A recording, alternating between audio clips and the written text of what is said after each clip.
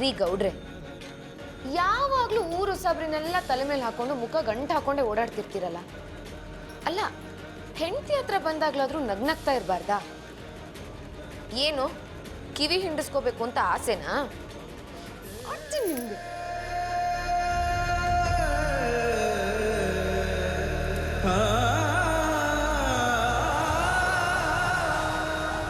ಆಯ್ತು ಮೇಡಮ್ ಅವರೇ, ನೀವು ತಪ್ಪು ತಿಳ್ಕೊಳ್ಳಲ್ಲ ಅಂದರೆ ನಾನು ನಿಮ್ಮನ್ನೊಂದು ಮಾತು ಕೇಳ್ಬೋದಾ? ಅಯ್ಯೋ, ಒಂದ್ ಯಾಕೆ 100 ಕೇಳಿ. ಒಂದೇ ಒಂದು ಕೇಳ್ತೀನಿ ಐಸು ಮೇಡಮ್ ಅವರೇ, ದಯವಿಟ್ಟು ನಮ್ಮ ಮಟ್ಟಿಗೆ ಹೊಸ್ದಾಗಿ ಬಂದಿರೋ ಹೆಣ್ಮಗು ಕಣ್ಣೀರಿಕ್ದಂಗೆ ನೋಡ್ಕೋಬೇಕು. ಆ ಜವಾಬ್ದಾರಿ ನಿಮ್ಮದು.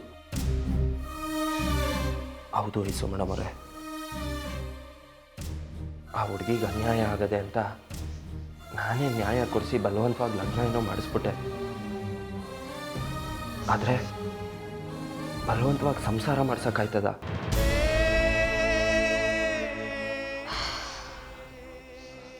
ಅದು ಸರಿ ಗೌಡ್ರೆ, ಸಂಸಾರ ಅಂದ್ರೆ ಬೇರೆನೇ ಲೋಕ.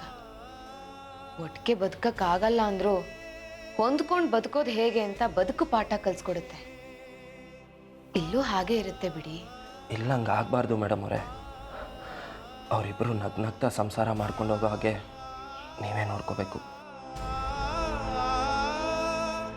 ಹೌದು ಮೇಡಮ್ ಅವರೇ, ಇನ್ಮ್ಯಾಕೆ ಯಾವುದೇ ಕಾರಣಕ್ಕೂ ತಮ್ಮ ಇನ್ಮ್ಯಾಕೆ ಕೈ ಮಾಡೋಕ್ಕಿಲ್ಲ ಅಂತ ಮಾತು ಕೊಟ್ಬಿಟ್ಟಿವ್ನಿ.